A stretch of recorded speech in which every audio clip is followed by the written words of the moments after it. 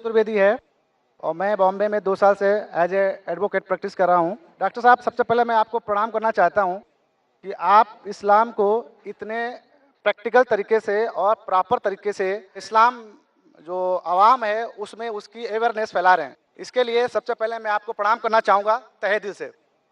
सवाल मेरा ये है कि मैं एज इंडिविजुअल मैं सोचता हूँ कि जब से मैं पैदा हुआ हूँ और मैं ब्राह्मण कुल में पैदा हुआ, हिंदू में पैदा हुआ हूँ और मैं नॉन वेज खाता हूँ, मेरे पिताजी के द्वारा मतलब बाय बर्थ चला आ रहा है। But my soul is not always accepting this act of like जो गोश्त खाना है। जैसे आपने अभी अपने नॉर्मल सवालों में भी बताया कि गोश्त खाना कितना ठीक है कितना नहीं ठीक है, लेकिन my soul is not accepting कि ये गलत है। हम अपने बच्चों को जरा चोट लगती है तो हम उनके लिए क्या क्या नहीं करते हैं, कितना दर्द होता है, कितना पश्चाताप करते हैं। लेकिन हिंदुओं में भी कुर्बानी होती है, हाँ, और उनमें ऐसा क्यों नहीं होता? हम ऐसे जस्टिफाई क्यों नहीं कर पाते हैं? भाई साहब कहना चाहते हैं कि उन्हें तकरीर सुनी है और मेरी तकरीर से मुतासिर हुए कि मैं इस्लाम को प्रैक्टिकल वे में समझाता हूँ और सही तरीके से। भाई साहब का सवाल है कि वो नॉनवेज खाते हैं लेकिन दिल संतुष्ट नहीं है। नॉनवेज दिल संतुष्ट है तो मत खाओ, खाना फर्ज नहीं है। मैं उसको छोड़ना चाहता हूँ, मैं छोड़ दूंगा भी, ऐसा है। मेरा जवाब सुनिए भाई साहब, आपने सवाल तो पूछ लिया है ना? हाँ हाँ, जवाब तो सुनिए। हाँ बिल्कुल। पूरा हुआ क्या जवाब? अभी शुरू हुआ है। नहीं नहीं, इस्लाम में गोश्त खाना फर्ज नहीं है। आप अच्छे मुस्लिम बन सकते 100% शाकाहारी बनने के बाद भी, फर्ज नहीं है इस्लाम में। लेकिन मैंने जो आपको दलील दी वो ये दलील दी कि आप जो कहते अपने बच्चे को चोट लगती है तो दर्द होता है आपको, तो जानवर को चोट लगती है दर्द होना चाहिए ना? तो पेड़ पौधे को चोट होती है आपको दर्द नहीं होता है? कैसे इंसान है आप? वही तो मेरा सवाल है कि उसमें हम जस्टिफाई क्यों नहीं करते हैं। हमारा ये है कि इसीलिए मैं कहता हूं, लेकिन पेड़ पौधों की चीख आपको सुनाई नहीं देती। आपने मेरा जवाब सुना कि नहीं? मैं जो जवाब दिया, आठवीं गलतफहमी गोश्त के बारे में मैं साफ तौर से कहा कि पेड़ भी चीखते हैं, उसकी चीख सुनाई नहीं देती। मैं पूछना चाहता हूं, आपका बच्चा गूंगा है, आप उसको चुबोते, हाथ काटते उसका, वो रोता है, सुनाई नहीं देता, तो खुश है क्या आप?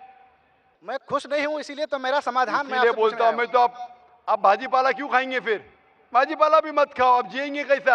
आप जब सांस लेते जिरासिम जाते, आपके जिस्म में जिरासिम जर्म्स जाते, जर्म्स की भी जिंदगी होती है, लाइफ होती है। आप उनका कत्ल क्यों कर रहे? आप खड़े अभी हर मिनट आप सांस ले रहे, हजारों जर्म्स का कत्ल कर रहे, क्यों कर रहे? कैसे इंसान है आप? जवाब दो। आप कातिल है। ठीक है, जो नहीं दिखता है नहीं, तो ठीक है क्या ठीक नहीं है? नहीं दिखता है का मतलब अपने ट्रेडिशन को जैसा हम लोग पैदा होते हैं, जो चीज फॉलो करा दी जाती है या उसको थोप दिया जाता है, उसी को हम फॉलो करते चले आते हैं। मेरे बाप दादा कहते थे दुनिया चपटी है, का मैं मानूं? नहीं, वही तो मैं मान नहीं रहा हूँ, इसीलिए तो मैं आपसे समाधान चाहता हूँ। इसीलिए मैं कहता हूँ कि साइंस अभी तरक्की कर चुकी है। साइंस कहती है कि पेड़ पौधों में भी जान है, जानवर में भी जान है। जो जानवर खाने के लिए बनाए गए उसको खा सकते हैं, जो जानवर से नुकसान होता है मत खाइए। साइंस टेक्नोलॉजी कह रही है। ये आपके परदादा जो कह रहे, कुछ सही कहते थे कुछ गलत कहते थे। जो सही कहते उसके ऊपर अमल करो, जो गलत कहते उसे छोड़ दो। आप मानते कि बुत परस्ती गलत है या सही है? मैं 100% तो उस चीज को नहीं सही कह सकता हूँ कि गलत या सही है। नहीं, गलत है या सही है? मैं फॉलो कर रहा हूँ तो मैं उसको सही मानता हूँ। फॉलो कर रहे इसलिए सही मानते। आप चोरी करेंगे तो चोरी सही हो जाती है? नहीं, आप नहीं करते। अगर एक इंसान बोलेगा मैं चोरी कर रहा हूँ इसलिए सही है, तो ये सही दलील है? नहीं, सही चोरी वो नहीं, मैं कहता हूँ कहा गया है कि मैं पूछता हूँ, अगर एक चोर दलील देता है आपको कि मैं चोरी करता हूँ इसलिए सही, आप वो दलील को मानेंगे?